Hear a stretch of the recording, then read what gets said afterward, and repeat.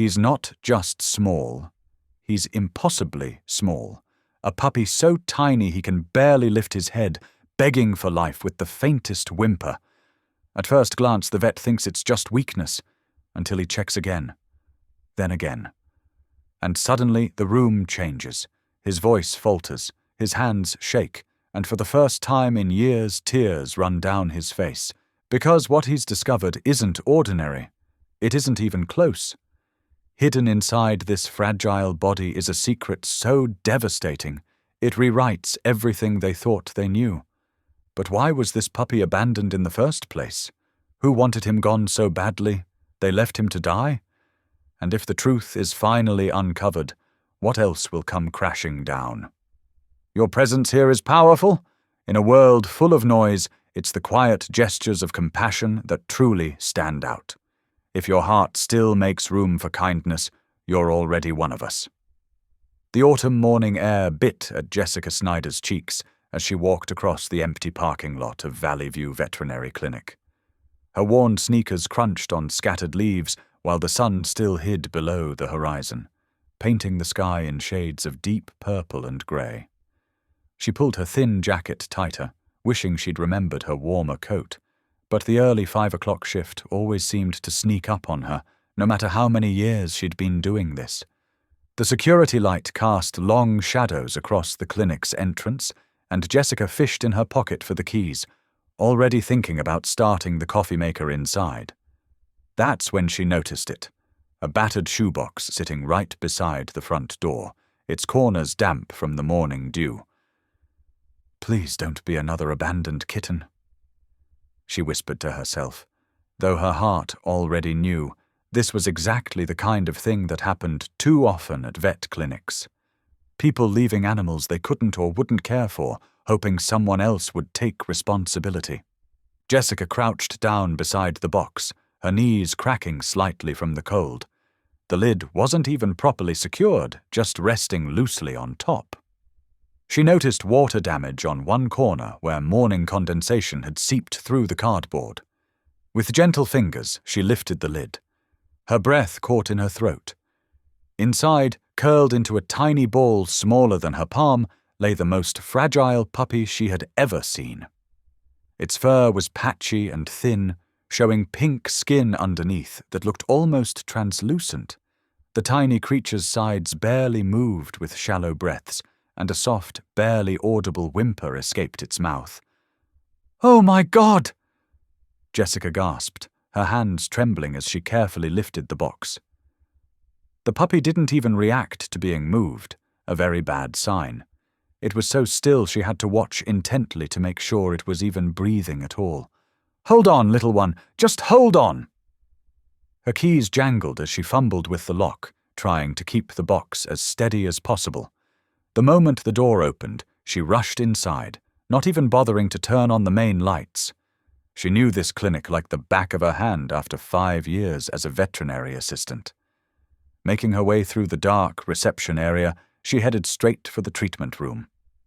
The fluorescent lights flickered to life, harsh and bright compared to the dim morning outside.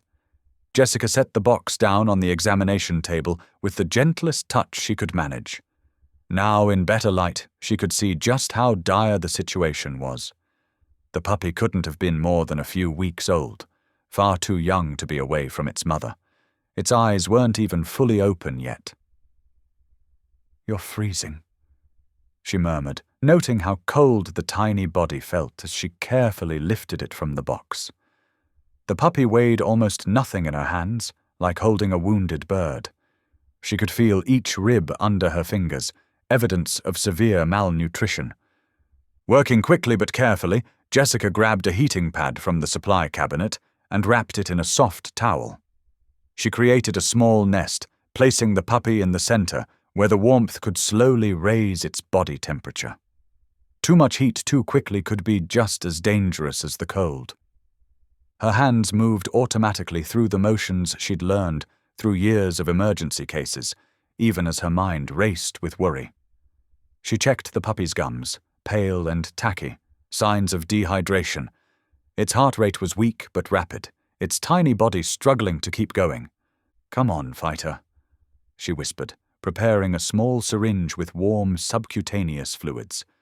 "Don't give up on me now." As she worked, memories of her own childhood flashed through her mind, being passed from one foster home to another after losing her father, feeling unwanted and discarded. She knew what it was like to be abandoned, to be treated as if your life didn't matter. The thought of someone leaving this helpless creature in a box to die made her throat tight with anger. Jessica glanced at the clock. Still 45 minutes before Dr. Chen would arrive. The puppy needed immediate care, but she could only do so much as a veterinary assistant. She pulled out her phone and dialed the doctor's emergency number, praying she would answer. While the phone rang, Jessica continued monitoring the puppy's vital signs. The heating pad seemed to be helping, the trembling had decreased slightly, and the breaths came a little stronger.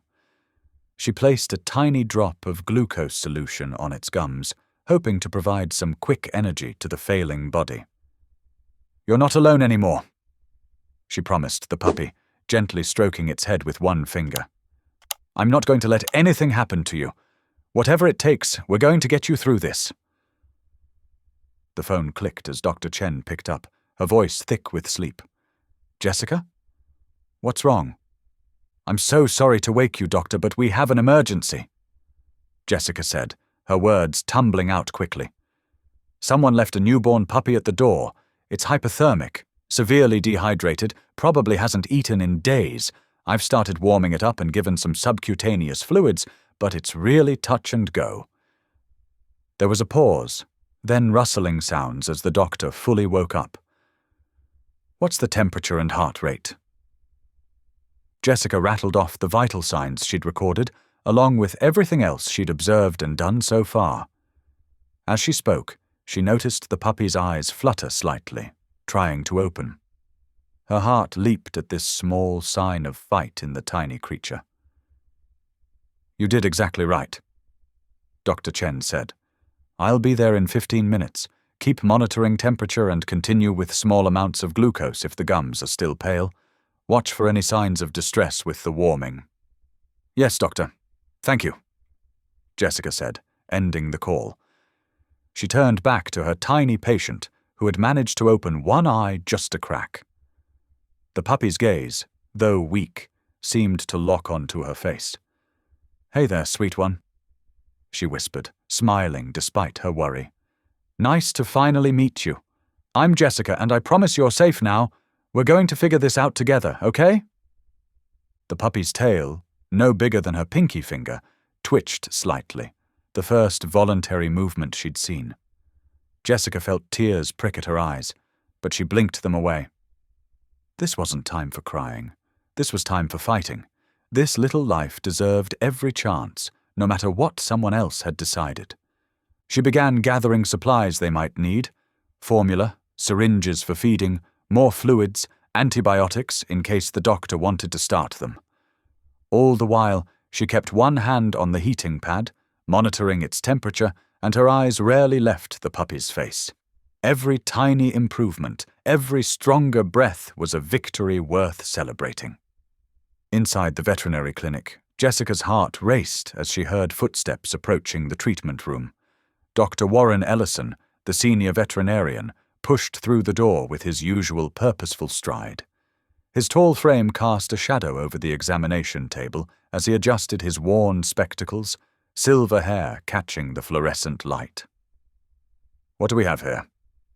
he asked, his voice carrying the weight of decades of experience. Jessica stepped aside but kept one hand near the puppy. "Found him in a shoebox by the door, doctor.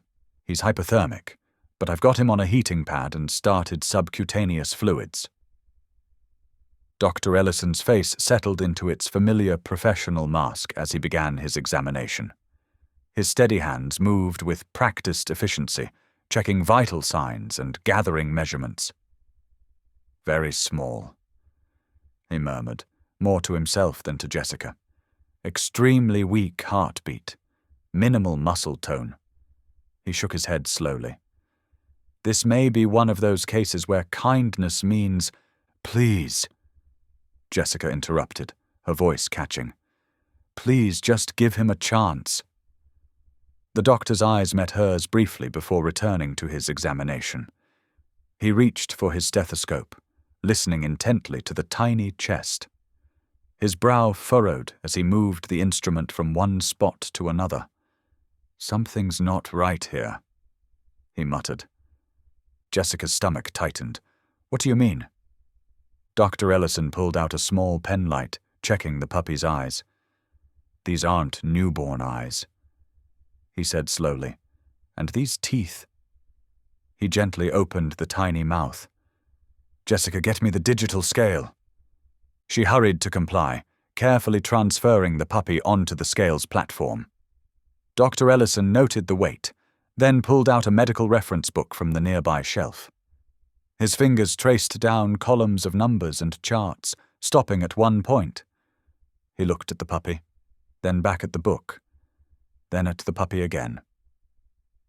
"This isn't possible," he whispered. "What isn't possible?" Jessica asked, anxiety creeping into her voice. Dr. Ellison set the book down and removed his glasses, pinching the bridge of his nose. When he looked up, his professional facade had cracked. "This puppy isn't a newborn. Based on his dental development and eye-opening, he's at least 4 weeks old." Jessica stared at the tiny creature, no bigger than her palm. "But how?"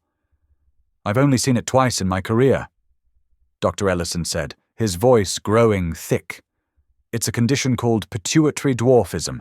His body isn't producing the growth hormones it needs." He swallowed hard. Someone must have realized he wasn't growing normally and just threw him away. The full impact of what he was saying hit Jessica like a physical blow. This wasn't just an abandoned newborn. This was a puppy who had survived for weeks, probably watching his littermates grow while he remained tiny until his owners decided he wasn't worth the trouble. Dr. Ellison turned away suddenly, but not before Jessica caught the gleam of tears in his eyes. His shoulders shook slightly as he braced himself against the counter. In all her years working with him, she had never seen him lose composure like this. "They left him to die," he said, his voice raw. "They could have brought him to us. We could have helped. Instead, they put him in a box and left him to freeze to death." He turned back, no longer trying to hide the tears tracking down his cheeks. "What kind of person does that?" Jessica felt her own eyes welling up as she looked at the puppy, still fighting for every breath. His condition wasn't his fault. He hadn't asked to be born different. Yet someone had decided his life wasn't worth saving. Dr. Ellison wiped his eyes with the back of his hand and took a deep breath, visibly pulling himself together. "Right then," he said, his voice steadying. "Let's make a treatment plan. He'll need specialized care, hormone therapy eventually, if he stabilizes. But first, we need to get him through the next 24 hours. Jessica watched as the doctor's hands, still slightly trembling, began preparing medications. The stoic professional she knew was forever changed by this tiny patient, just as she was. Together they would fight for this little warrior who had already endured so much. "What are his chances?" she asked softly. Dr. Ellison paused in his work, looking down at the puppy who had somehow worked his way into both their hearts in the space of minutes. "Honestly, it's going to be an uphill battle, but seeing how he's held on this long..." He managed a small smile. "Sometimes the smallest fighters have the biggest hearts." For the next hour, they worked side by side, administering medications, monitoring vital signs, and carefully feeding tiny amounts of warm formula through a syringe. The puppy responded to their care with small but encouraging signs: a stronger heartbeat, more regular breathing, even a few weak attempts to lift his head. Dr. Ellison's initial clinical detachment had completely dissolved. He spoke softly to the puppy as he worked, encouraging him with gentle words that would have seemed out of character just hours before. Every positive response from their tiny patient brought fresh tears to his eyes.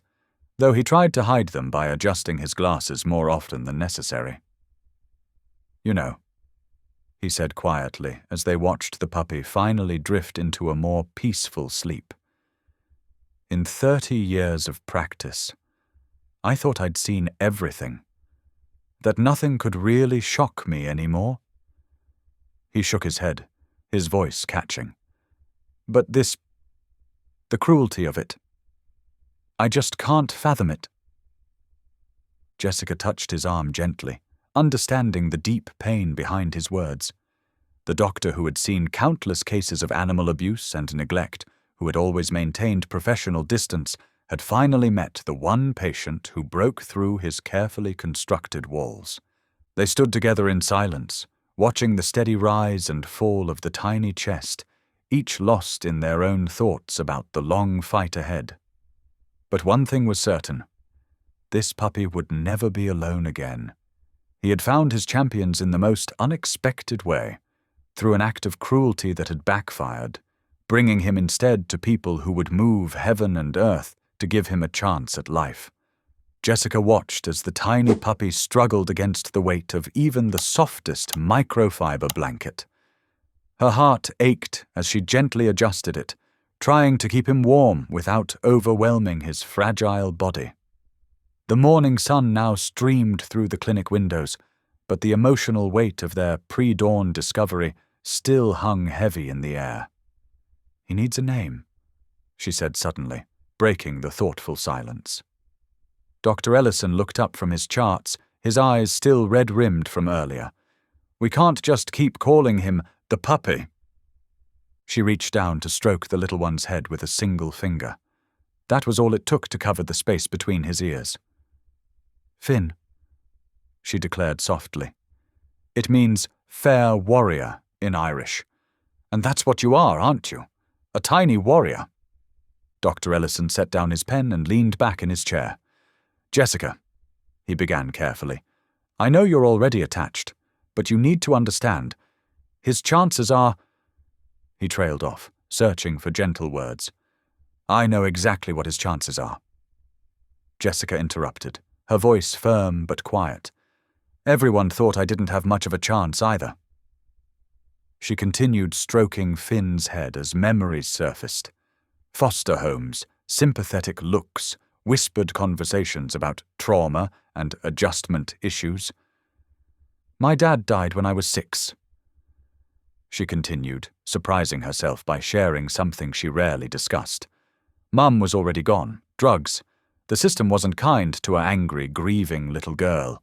But someone took a chance on me, despite the odds. Someone decided I was worth the effort." Dr. Ellison's expression softened with understanding. "Mrs. Martinez," he said, "the high school counselor you've mentioned." Jessica nodded, swallowing past the lump in her throat. She saw past my file, past all the notes about difficult behavior and attachment issues. She fought for me when everyone else had given up. She looked down at Finn, who was making tiny snuffling sounds in his sleep. "That's all he needs. Someone to fight for him." "Taking on his care will be intensive," Dr. Ellison warned, though his tone had lost its earlier resistance. "He'll need feeding every 2 hours, day and night. Temperature monitoring. Careful handling. There's no guarantee he'll survive even with the best care." "Then I'll give him the best care," Jessica stated simply. She reached for the special formula they'd prepared earlier, drawing a tiny amount into the syringe. "Show me everything I need to know." For the next hour, Dr. Ellison demonstrated the delicate process of feeding Finn. The puppy could only handle drops at a time, and even those had to be carefully placed on his tongue to prevent aspiration.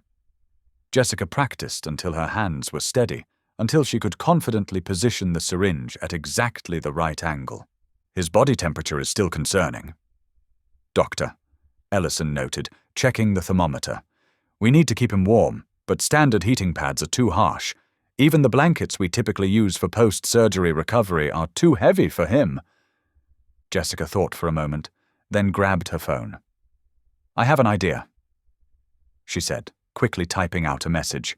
"My neighbor knits. She made me a scarf last Christmas that's impossibly light but incredibly warm. Maybe she can help."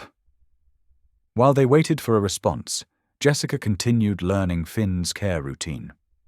She memorized the signs of distress to watch for, the proper way to clean him, how to check his gums for color. Each detail was another weapon in their arsenal against the odds stacked against him.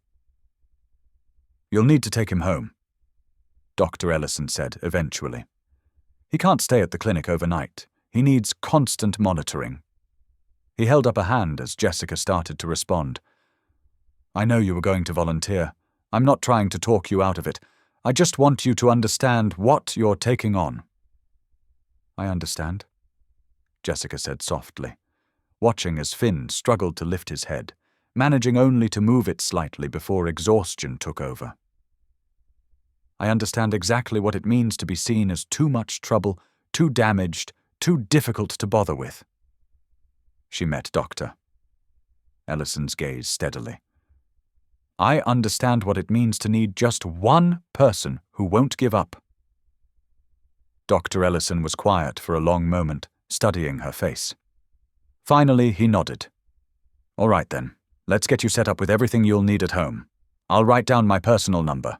Call anytime, day or night, if you're worried about anything." As they gathered supplies, special formula, syringes, a digital thermometer, medications, Jessica's phone buzzed. Her neighbor had responded enthusiastically, promising to start work immediately on some custom-sized blankets using her softest, lightest yarn. "See?" Jessica smiled down at Finn. "You've already got people in your corner." The puppy responded with a tiny yawn that seemed to take all his energy, his oversized eyes struggling to stay open. "I don't know if you can understand me," she whispered when Dr. Ellison stepped out to prepare medications. "But I promise you this. You're not alone anymore. We're in this together, little warrior, every step of the way." Looking at Finn's tiny form, Jessica felt the familiar ache of old wounds, the memory of being that small, vulnerable thing that no one wanted to deal with. But those same wounds had given her an unshakable determination. She knew what it meant to survive against the odds, to prove wrong those who had written you off as hopeless. Dr. Ellison returned with a bag of medications and detailed instructions. His earlier skepticism had been replaced by cautious hope, inspired by Jessica's unwavering commitment. As he went through each medication and its schedule, he added his own tips and observations, invested now in giving Finn every possible advantage in his fight for survival. The morning sun finally broke through the clinic's windows, casting long shadows across the examination room where Jessica sat with Finn. She had just finished his latest feeding when Miriam Holt's sharp footsteps echoed down the hallway.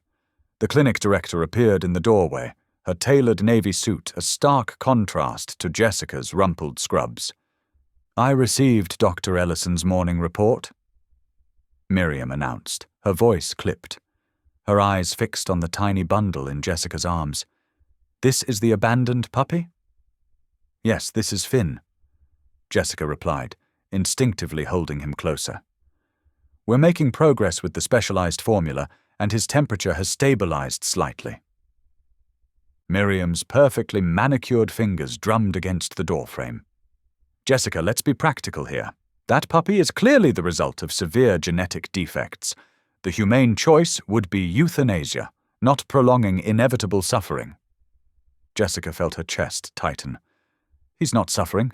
He's fighting, and he's responding to treatment." "Treatment that costs money," Miriam countered, stepping into the room. "Specialized formula, medications, staff time, resources that could help animals with actual chances of survival." She picked up Finn's chart, scanning it with narrowed eyes. "The clinic cannot justify this expense for a lost cause." "I'm using my break time to care for him," Jessica protested, her voice rising slightly. "Doctor." Ellison approved Dash. "Dr. Ellison is an excellent veterinarian with a soft heart." Miriam cut in. But I manage this clinic's resources and I cannot authorize further treatment. She set the chart down with a sharp snap. We'll schedule humane euthanasia for this afternoon. Jessica stood up, her hands shaking, but her voice steady. Number, I'm taking full responsibility for his care. All expenses, all supplies, I'll pay for everything myself.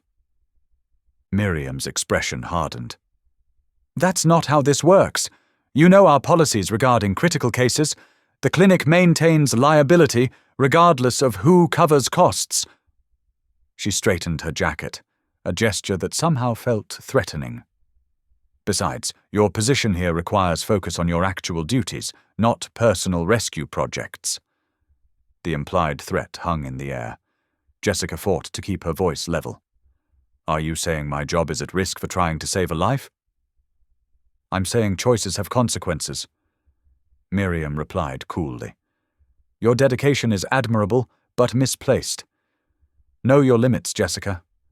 Some battles aren't worth fighting. As Miriam turned to leave, something caught Jessica's eye. A slight flinch, a flicker of recognition when she'd first seen Finn. It was subtle, but unmistakable. Jessica looked down at the shoebox still sitting on the counter, studying it more carefully now.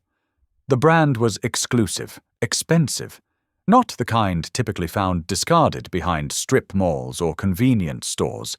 This box had come from somewhere specific, somewhere upscale. It's interesting, Jessica said slowly, causing Miriam to pause in the doorway.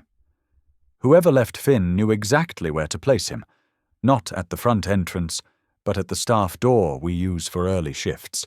They knew our schedule. Miriam didn't turn around, but her shoulders tensed. What are you implying? Nothing yet, Jessica replied, carefully. Just thinking out loud about coincidences. She stroked Finn's tiny head as he whimpered in his sleep. Like how this particular genetic condition is rare, usually showing up in puppies from irresponsible breeding practices, the kind of practices legitimate breeders would never admit to. Now Miriam did turn, her face a mask of professional detachment. Be very careful, Jessica. Unfounded accusations can damage reputations, including your own. Focus on your actual duties here. That's my final word on this matter. After Miriam left, Jessica sat back down, her mind racing. The shoebox, Miriam's reaction, the specific location where Finn was abandoned, pieces of a puzzle were starting to form. She pulled out her phone and took detailed photos of the box, noting every label and marking. Then she carefully placed it in her locker instead of the trash where she'd originally planned to discard it.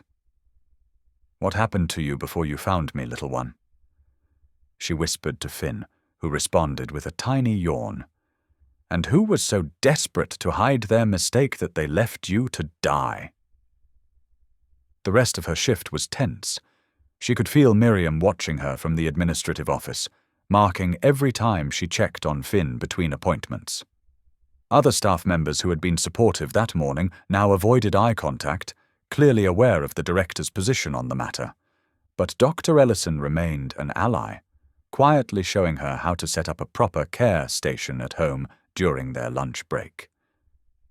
Don't let Miriam intimidate you, he murmured as they packed supplies. She manages money, not medicine, and she doesn't get to decide what lives have value. Jessica nodded, carefully measuring out portions of formula into sterile containers. There's more to this situation than we know, she said quietly, sharing her observations about the shoebox and Miriam's odd reaction. Dr. Ellison's expression grew thoughtful. Document everything, he advised. Every detail about his condition, where he was found, the box, everything. We may need it later. By the end of her shift, Jessica's resolve had only strengthened. Every veiled threat from Miriam, every uncomfortable silence from co-workers, only reinforced her determination. Someone had tried to throw Finn away like garbage, hoping their secret would die with him. Instead, they'd placed him exactly where he needed to be, with someone who understood what it meant to be discarded and who wouldn't stop until the truth came to light. As she gathered her things to leave, cradling Finn in his new custom-made sling against her chest, she caught Miriam watching from her office. The director's face was unreadable, but her knuckles were white where she gripped her desk. Jessica met her gaze steadily as she walked past. They both knew this wasn't over. Someone had abandoned this puppy expecting silence and compliance, counting on people to look the other way. They hadn't counted on Jessica Snyder, or the fierce protective instinct that had awakened in her the moment she'd opened that shoebox. The midnight feeding wasn't going well. Jessica sat cross-legged on the clinic floor, trying to keep her hand steady as she held the tiny dropper to Finn's mouth. Usually he would eagerly lap at the special formula, but tonight something was wrong. His normally bright eyes looked dull, and his tiny body felt cooler than usual. "Come on, sweetie," Jessica coaxed, her voice trembling. "Just a few more drops." Suddenly Finn's body went rigid, his eyes rolled back, and he collapsed onto the blanket, his tiny limbs twitching. "No, no, no!" Jessica's heart thundered in her chest. She scrambled for her phone, dialing Dr. Ellison's emergency number with shaking fingers. The seconds until he answered felt like hours. "Dr. Ellison, it's Jessica, it's Finn. He's collapsed during feeding. He's not responding." The words tumbled out in a panic. "Listen carefully." Dr. Ellison's voice was calm but urgent. "Is he breathing?" Jessica bent close to Finn's tiny form. "Yes, but it's shallow and rapid." "Check his gums. What color are they?" "Pale, almost bluish." Jessica reported, her free hand hovering protectively over Finn's trembling body. "He's going into shock. Get him to the treatment room immediately. I'm on my way, but you need to start intervention now. Can you handle this?" Jessica was already moving, cradling Finn against her chest as she rushed down the darkened hallway. "Yes, tell me what to do." Under Dr. Ellison's phone guidance, Jessica gathered supplies with practiced efficiency. A heating pad, glucose solution, tiny oxygen mask. Her hands shook as she prepared the injection doctor. Ellison prescribed, but her movements were precise. Years of training kicked in, overriding her fear. "The needle will look huge next to him," Dr. Ellison warned, "but you need to be quick and confident. Upper thigh, just like we practiced with the vitamin shots." Jessica took a deep breath, steadying herself. Finn lay motionless except for his labored breathing, his tiny body looking more fragile than ever on the treatment table. The needle gleamed under the harsh fluorescent lights. "I'm here, buddy," she whispered. "I'm not letting you go." With careful precision, she administered the injection. The minutes that followed were intense. Jessica monitored Finn's vital signs, adjusting the oxygen flow, checking his temperature. She was so focused she didn't hear Dr. Ellison arrive until he was beside her. "Good work," he said quietly, examining Finn. "The color's already better. You may have saved his life." Jessica sagged with relief, but their respite was short-lived. The clinic's front door slammed, and Miriam Holt's sharp footsteps echoed down the hall. "What is the meaning of this?" Holt demanded from the doorway. She was still wearing her nightgown under a hastily thrown-on coat. "Using emergency resources without authorization? On that puppy?" "That puppy is a patient," Dr. Ellison replied firmly. And Jessica made exactly the right call. "She has no authority to—" "She has my authority." "Doctor," Ellison cut in. "As chief veterinarian, I authorized emergency treatment. Unless you'd prefer I document that you wanted us to deny care to a critical patient." Holt's face flushed with anger. "This is the last straw. There will be consequences." She turned on her heel and stormed out. Jessica barely registered the threat. Her attention was fixed on Finn, who had finally stabilized. His tiny chest rose and fell more evenly now, and when she stroked his head, he made a soft sound of contentment. "Don't worry about Miriam," Dr. Ellison said, placing a gentle hand on Jessica's shoulder. "You did everything right tonight. The board values my medical opinions more than her budget concerns." Jessica nodded, but didn't take her eyes off Finn. The terror of almost losing him had crystallized something in her heart. This wasn't just about saving one abandoned puppy anymore. It was about standing up against the callousness that had put him in that shoebox that would have left him to die twice now. Through the rest of the night, Jessica stayed by Finn's side. She monitored his vital signs, administered follow-up treatments, and kept detailed notes of his recovery. Each small improvement felt like a personal victory. When he finally took a few drops of formula shortly before dawn, Jessica felt tears of relief rolling down her cheeks. Dr. Ellison found her there as the sun was rising, still keeping her vigil. "Go home," he said kindly. "Both of you. He's stable enough to travel, and you need rest." As Jessica gathered Finn and their supplies, she paused. "Thank you," she said, "for trusting me, for helping me save him." "You did the saving." "Doctor," Ellison replied, "I just provided guidance. You've got good instincts, Jessica. Don't let anyone tell you different." She carried Finn home in his special sling, holding him closer than usual. The morning was cold, but she could feel his tiny heart beating steadily against her chest. The most reassuring sensation in the world. They had survived the night together, and somehow that made both of them stronger. Jessica sat at her cramped kitchen table, surrounded by stacks of veterinary records and breeder registration papers. Her laptop screen glowed in the dim morning light, casting shadows across the scattered documents. Finn slept peacefully in his heated bed nearby, his tiny chest rising and falling steadily after their harrowing night at the clinic. She had been digging through records for hours, trying to trace where Finn had come from. The puppy's distinctive features and rare condition had to leave some trail. As she cross-referenced another breeding facility report, her eyes caught on a familiar name: Gerald Price, one of the most prestigious dog breeders in the state. "No way," she whispered, leaning closer to the screen. Price's facility specialized in miniature breeds, and his reputation for producing perfect show dogs was legendary. But something about the numbers didn't add up. The reports showed dozens of successful litters, but the registration papers only accounted for a fraction of the puppies. Her phone buzzed, making her jump. A text from Dr. Ellison. "Found something. Come in early?" At the clinic, Dr. Ellison waited in his office with a grim expression. He handed her a manila envelope without speaking. Inside were photographs, dozens of them, showing tiny puppies in various stages of decline. All bore the same genetic markers as Finn. These were taken at Price's facility over the past 5 years. Dr. Ellison said quietly.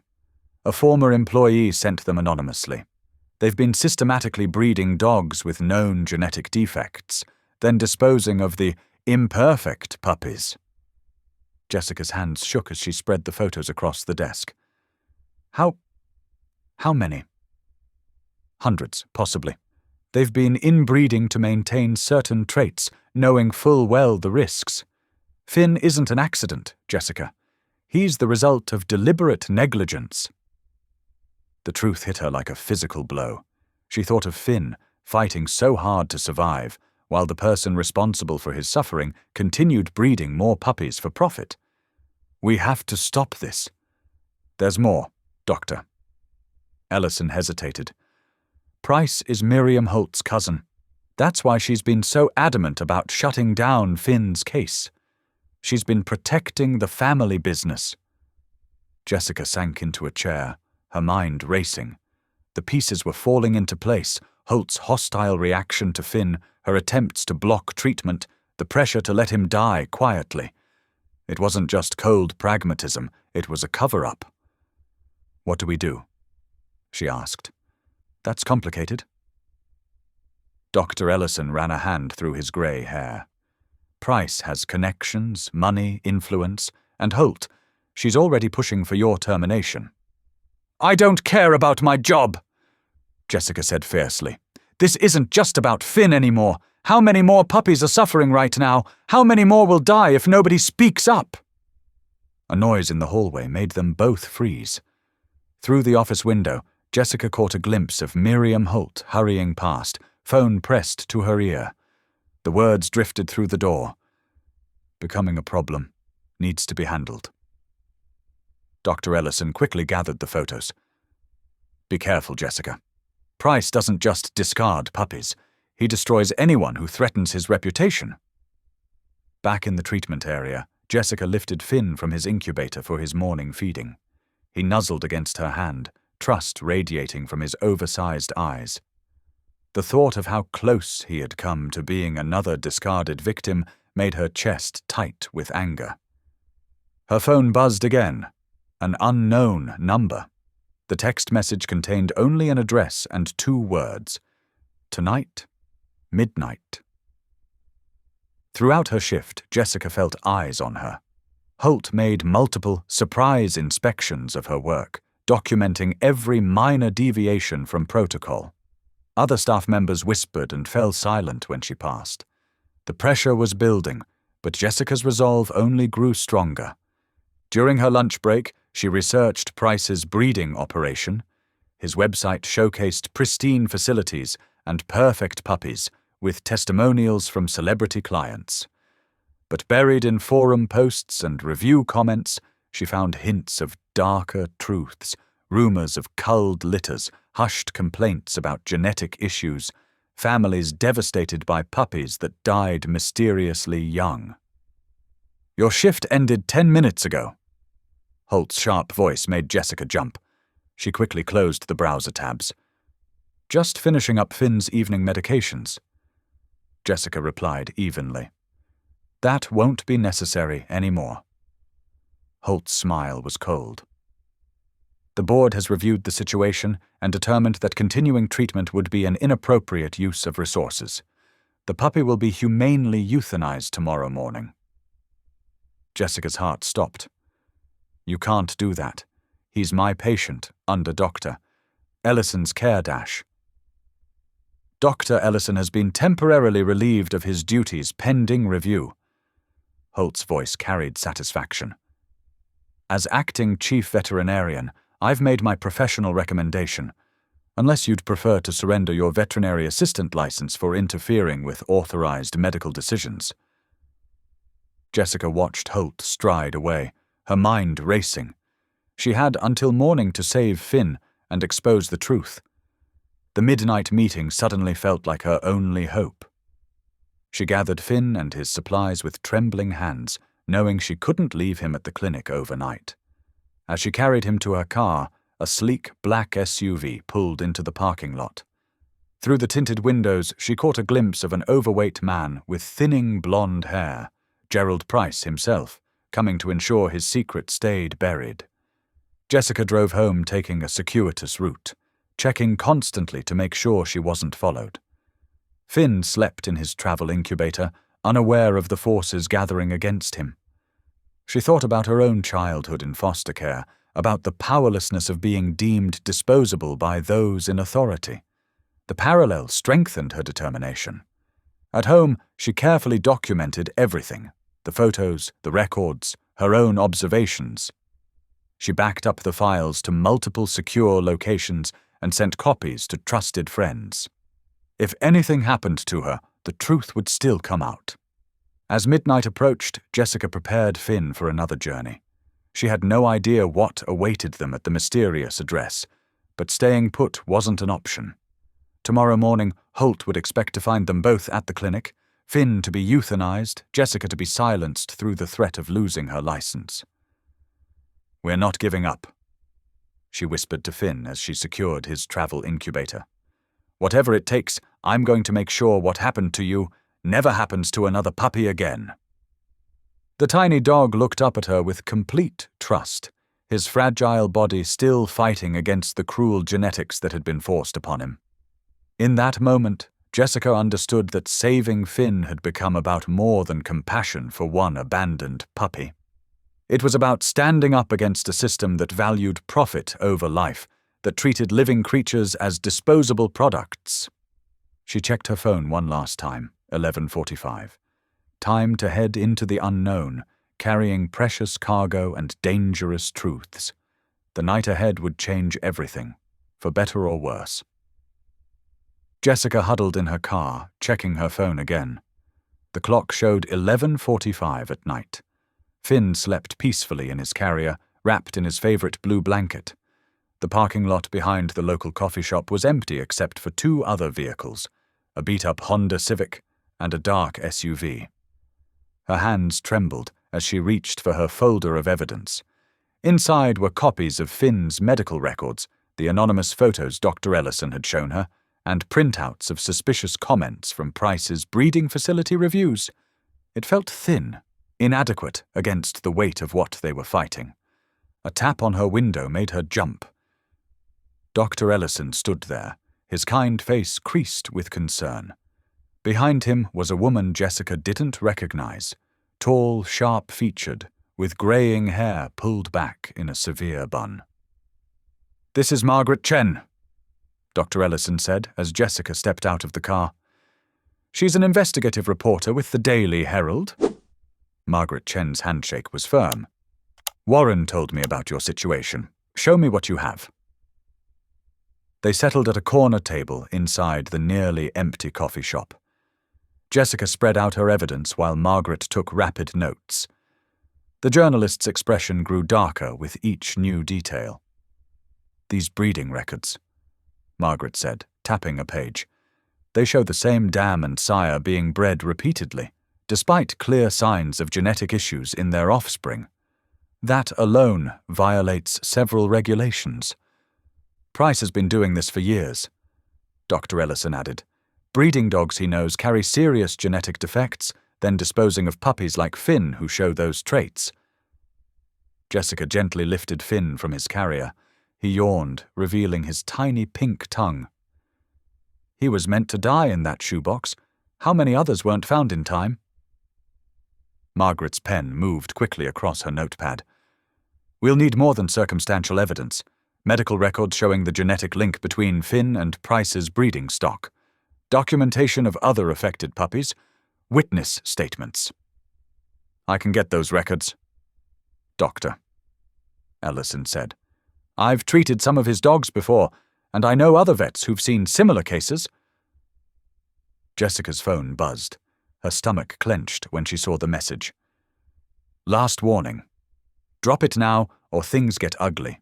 Think about your future." Margaret leaned forward to read the text. "Keep these threats. Document everything. We'll need—" The coffee shop's door chimed. Miriam Holt stood in the entrance, her face twisted with rage. "What do you think you're doing?" "My job," Margaret replied calmly, sliding her notebook into her bag. "Investigating allegations of criminal animal abuse."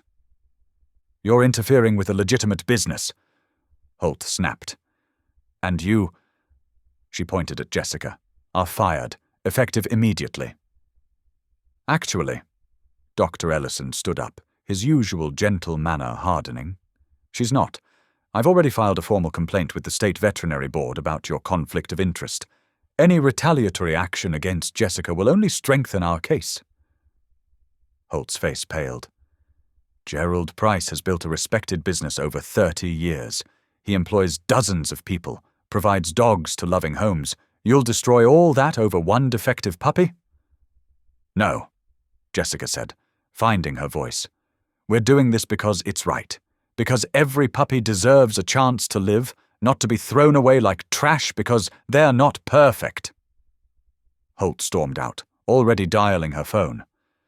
Through the window, they watched her pace and gesture angrily. "She'll warn Price," Margaret said. "We need to move fast. I can have a preliminary story ready in 48 hours, but we'll need solid proof linking him directly to Finn and the other puppies." "I can help with that," a new voice said. They turned to see a young woman hovering nervously nearby. She wore a Price Kennels staff shirt. I'm the one who sent those photos to Dr. Ellison. I've been documenting everything. Dates, times, specific puppies. I have videos. Hope surged through Jessica. She wasn't alone anymore. Others were willing to stand up, to fight for puppies like Finn. Over the next hour, they built their battle plan. Margaret would begin investigating Price's operation from multiple angles. The kennel worker, Sarah, would provide insider documentation. Dr. Ellison would coordinate with other veterinarians to establish patterns of genetic defects in Price's puppies. Jessica's role was both simplest and hardest. Keep Finn alive, let him be living proof of both Price's cruelty and the worth of every life, no matter how small.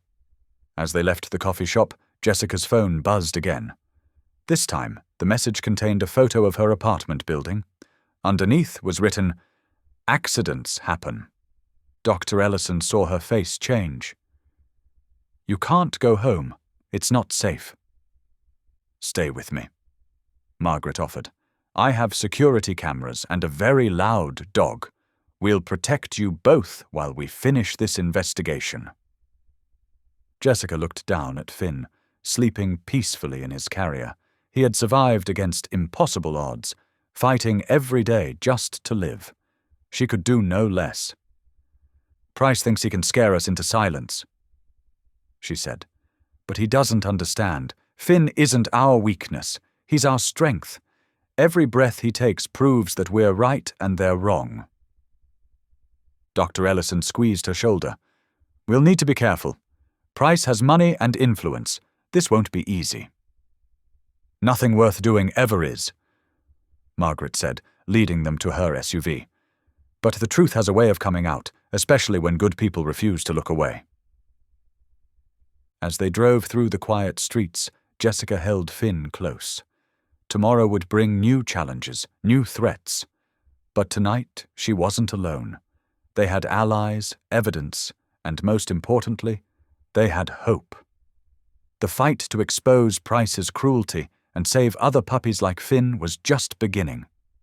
Jessica thought of all the tiny lives depending on their success. They had to win. There was no other choice. The autumn evening brought an early darkness to the veterinary clinic's parking lot. Jessica gathered her files and gently lifted Finn's carrier, her mind already on the meeting scheduled with Margaret tomorrow. The tiny puppy dozed peacefully, wrapped in his favorite blue fleece blanket. The parking lot lights cast long shadows between the cars. Jessica's footsteps echoed in the empty space as she walked toward her vehicle.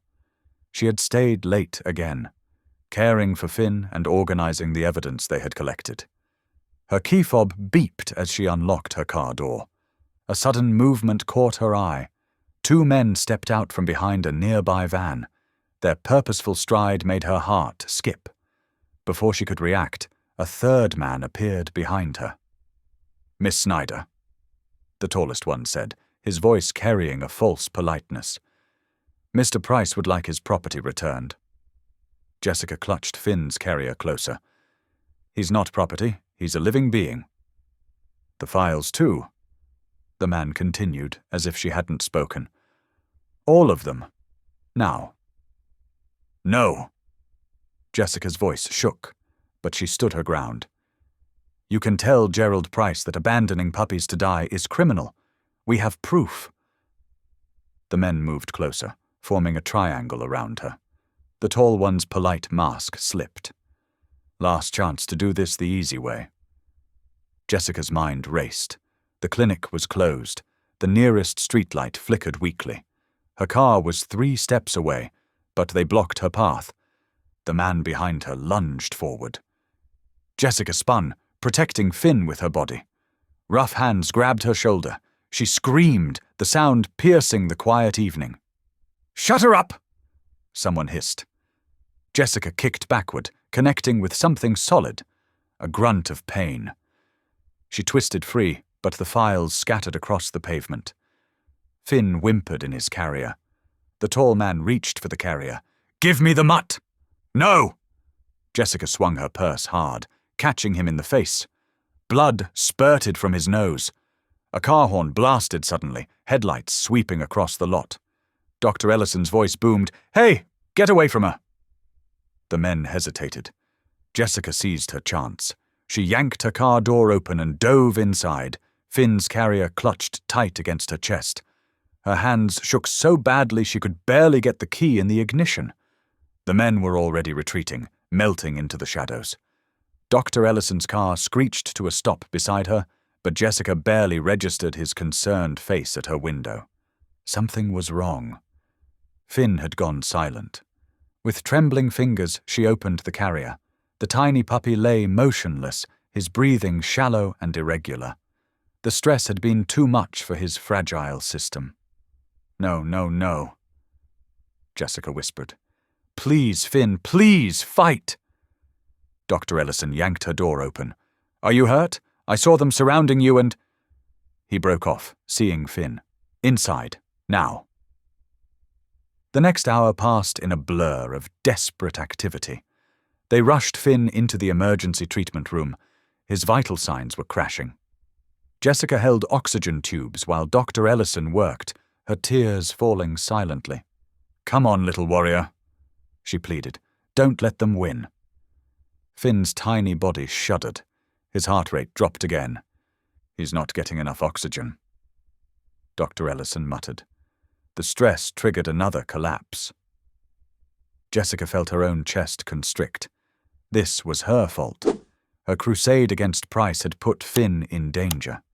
She had been so determined to expose the truth, to fight for justice. But at what cost? "I did this," she whispered. "I thought I could protect him, but I only made things worse." Dr. Ellison's hands remained steady as he worked. "You're protecting dozens of other puppies like him. Price's men coming after you proves we're close to exposing everything." "What if it's not worth it?" Jessica's voice broke. "What if I lose him?" Finn's monitor beeped a warning. His oxygen levels dropped further. "No." Jessica leaned close to the examination table. "Listen to me, Finn. You're the strongest soul I've ever known. You survived being thrown away. You survived everything they did to you. Please don't give up now." Dr. Ellison adjusted medications, his movements precise despite the tension. His heart rates stabilizing. "Come on, little one." Minutes crawled by. Jessica held her breath, watching each rise and fall of Finn's chest. Gradually, his color improved. The monitors showed stronger vital signs. "He's fighting back," Dr. Ellison said softly. "Just like always." Jessica stroked Finn's tiny paw. Even unconscious, he had curled his toes around her finger. The simple gesture broke something inside her. "I don't know if I'm strong enough for this," she admitted. "Price has money, connections. He sent men to attack me in a parking lot. What's next?" "You're not alone," Dr. Ellison reminded her. "Margaret's story goes public tomorrow. Sarah's evidence is devastating. Other veterinarians are coming forward. Price is desperate because he knows we have him." Finn's eyes fluttered open.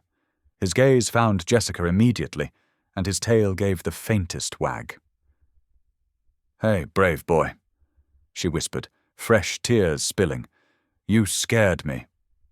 Dr. Ellison checked Finn's vitals again. "He'll need to stay here tonight for observation. And you're not going home either. My guest room is ready."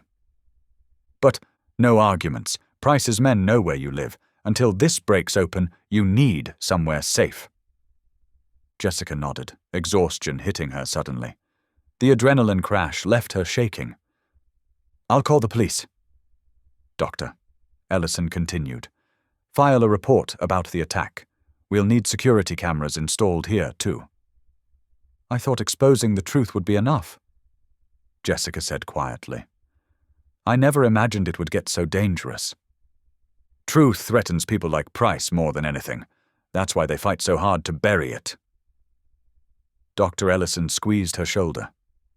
"But you've already won the most important battle.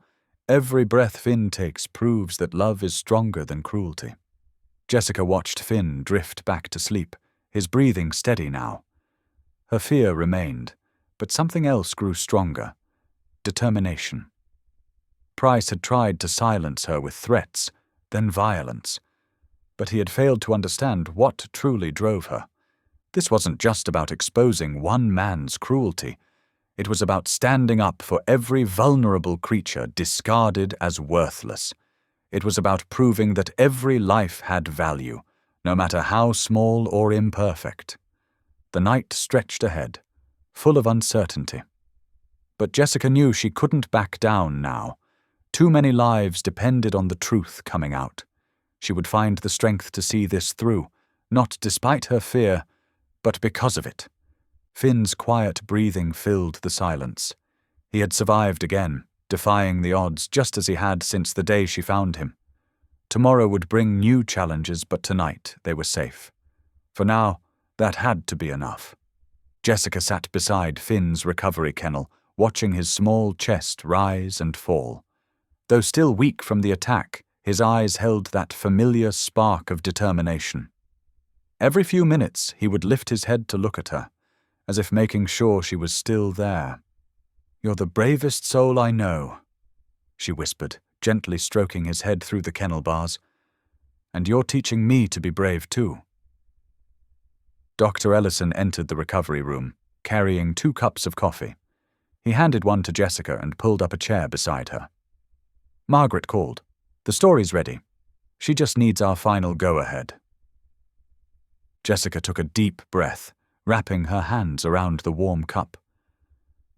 What if it's not enough? What if Price finds a way to bury this too?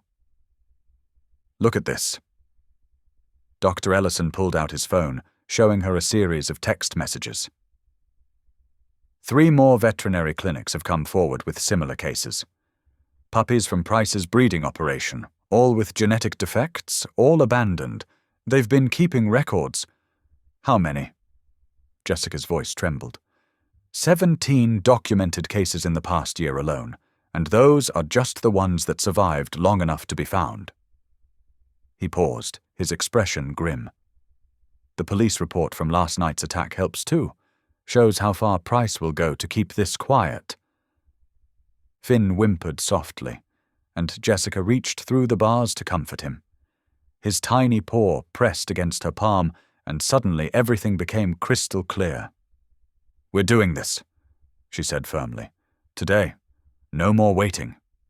Over the next few hours, Jessica and Dr. Ellison compiled their evidence. Medical records showing Finn's genetic link to Price's breeding line. Photographs documenting his condition. Statements from other veterinarians about similar abandonments. The police report from the parking lot attack. Margaret Chen, the journalist, arrived mid-morning. She spread their documentation across Dr. Ellison's office desk, organizing it into a devastating narrative. "This is extraordinary," Margaret said, reviewing the evidence. "The genetic testing alone proves he came from Price's operation. Combined with the pattern of abandonments, the threats, the attack." She looked up at Jessica. "Are you ready for what comes next?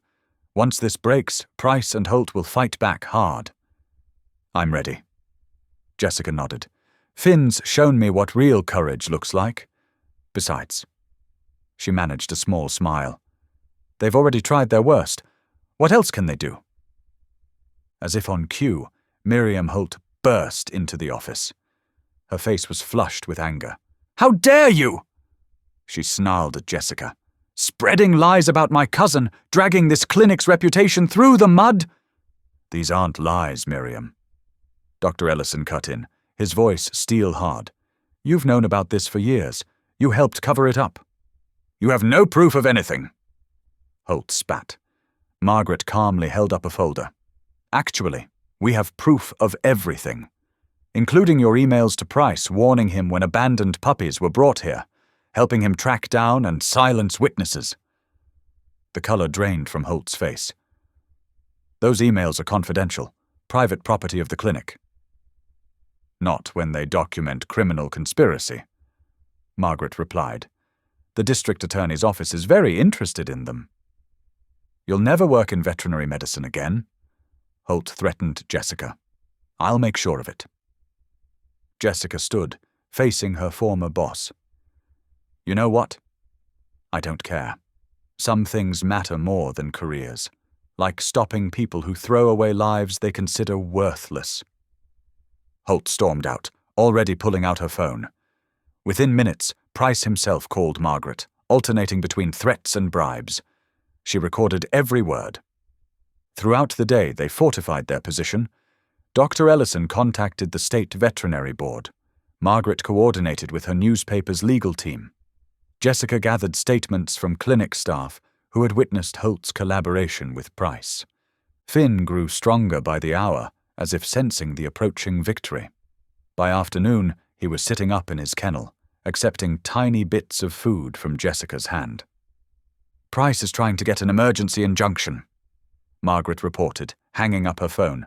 "Claiming defamation, business interference, the usual desperate tactics. But he's too late. The story goes live in 1 hour, and the DA is moving forward regardless." Jessica lifted Finn carefully from his kennel, cradling him against her chest. His tiny heart beat steadily against her palm. The heart of a survivor, a warrior who refused to be discarded. "Whatever happens next," she told him softly, "you've already won. You proved them wrong about what makes a life valuable." Dr. Ellison touched her shoulder. "You both proved that, together." Margaret's phone buzzed again. She read the message and looked up with a fierce smile. "The DA just approved arrest warrants, for Price and Holt both. They'll be served within the hour." "It's really happening," Jessica breathed. "Thanks to you," Dr. Ellison said. "You saw an injustice and refused to look away. That's all it takes sometimes. One person brave enough to stand up." Jessica shook her head. "Not just me. Finn was the brave one. He fought to live when they said he shouldn't. Everything else came from his courage." Finn's tail wagged at the sound of his name. Despite all he had endured, the abandonment, the health crises, last night's trauma, his spirit remained unbroken. Margaret gathered her materials, preparing to leave. "The story goes live at 5 o'clock. By tomorrow morning, everyone will know about Price's operation, about Finn, about all of it." She paused at the door. "You've done something remarkable here, Jessica.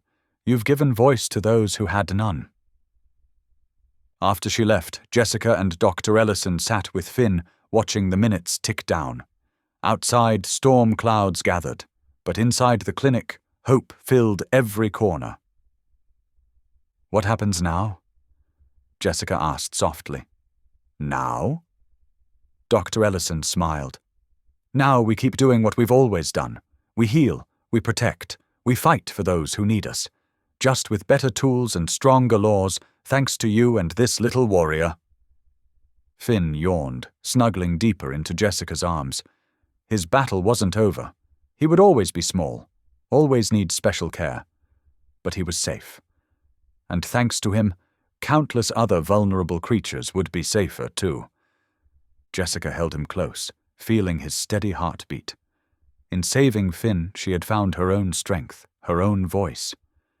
Together, they had proven that even the smallest life could change the world. The clock struck 5.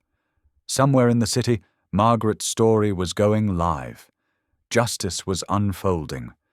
But in that quiet room, Jessica simply held Finn, grateful for every precious breath, every moment of borrowed time that had become a gift of lasting change. The courthouse buzzed with tension as Jessica stepped forward, her evidence folder clutched tightly. Cameras flashed while reporters jostled for position. At the center of it all sat Gerald Price, his expensive suit unable to hide his nervous fidgeting. "Please present your evidence, Ms. Snyder," Judge Marshall said, her voice firm but kind. Jessica opened the folder, hands steady despite her racing heart. "These are medical records for 23 puppies, all showing the same genetic condition as Finn, all traced back to Mr. Price's breeding operation, all abandoned or," she swallowed hard, "disposed of." Price's attorney jumped up. "Objection. These records were obtained illegally." "They were obtained through proper channels." District Attorney Chen interrupted, as part of a legitimate investigation into animal cruelty. Miriam Holt sat rigid in her chair as Jessica produced emails linking her to Price's operation. The evidence was damning. Coordinates of drop-off locations, warnings about potential witnesses, discussions about disposing of problems. Ms. Holt wasn't just covering for her cousin. Jessica continued. She was actively helping him hide his actions, using her position at the clinic to intercept and silence reports of abandoned puppies.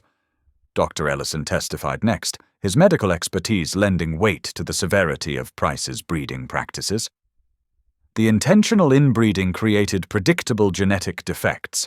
Instead of addressing the issue, they simply discarded the affected puppies. Price's carefully crafted facade cracked.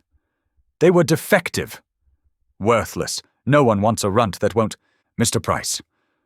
Judge Marshall's gavel crashed down. Control yourself or be removed. Jessica's heart pounded as she delivered her final testimony. Finn was meant to die in that shoebox. He was considered worthless because he was small, but he fought to live. He showed more strength in his tiny body than those who threw him away showed in all their actions. The judgment came swiftly. Price's breeding license was permanently revoked. Criminal charges for animal cruelty would ensure he spent time behind bars. Holt was stripped of her veterinary license, her reputation in tatters. Outside the courthouse, reporters surrounded Jessica. How does it feel to take down one of the state's most prestigious breeders? Jessica held Finn close, his tiny body warm against her chest. This wasn't about taking anyone down. It was about standing up for those who couldn't stand up for themselves. Back at the clinic, now under new management, Jessica found a letter on her desk. The State Veterinary Board had created a new position, Advocacy Director for Animal Welfare. They wanted her to lead it. Dr. Ellison beamed when she showed him the letter. They couldn't have chosen better. You've already changed so many lives. We all did. Jessica corrected, watching the clinic staff care for their patients with renewed purpose. The dark cloud of Holt's influence had lifted, replaced by genuine compassion. That evening, Jessica sat in her favorite chair at home, Finn curled in her lap. Though still small, he had stabilized. His breathing was stronger, his appetite improving. The trembling that had once racked his tiny frame now only appeared when he was excited. You know, she whispered, stroking his soft fur. They said you were too small to matter, too weak to save. Finn's tail wagged at the sound of her voice. But you proved them wrong. You showed everyone that size doesn't measure worth. She thought about her own transformation. Once she had been the quiet veterinary assistant, head down, voice unheard. Now she stood, recognized not just for her compassion, but for her courage. The phone rang. Another reporter seeking comment on the case. Jessica let it go to voicemail. This moment belonged to her and Finn, to the quiet victory of survival against all odds. Margaret from the newspaper had called earlier to say her follow-up story was causing waves across the breeding industry. Other operators were voluntarily opening their records for inspection, afraid of becoming the next Price. Change was happening, rippling outward from one tiny puppy in a shoebox. A gentle rain began falling outside, but inside, Jessica and Finn were warm, safe, and most importantly, together. She had given him a chance at life, but he had given her so much more: purpose, courage, and the strength to fight for what was right. You were never too small to matter, she whispered, touching her forehead to his. You were exactly who you were meant to be. Finn responded with a tiny lick to her chin, his oversized eyes full of trust and love. In that moment, Jessica knew that sometimes the smallest things could create the biggest changes. Sometimes the most overlooked souls could transform the world. Dr. Ellison had said it best during his testimony. In saving Finn, Jessica reminded us all what truly matters in our profession, not convenience or profit, but the sacred duty to protect and heal all lives in our care. The rain continued its gentle rhythm as Jessica held Finn close, grateful for every breath, every heartbeat, every moment of their shared journey. They had done more than survive. They had changed the very system that had once deemed them both disposable. Tomorrow would bring new challenges, new responsibilities in her role as advocacy director. But tonight was for celebrating the quiet victory of love over cruelty, of compassion over coldness, of one small dog who proved that every life, no matter how tiny, had the power to matter profoundly. Thanks for watching. If any part of this story lingered with you, consider subscribing. I'll be here again tomorrow, sharing another tale that speaks to the soul.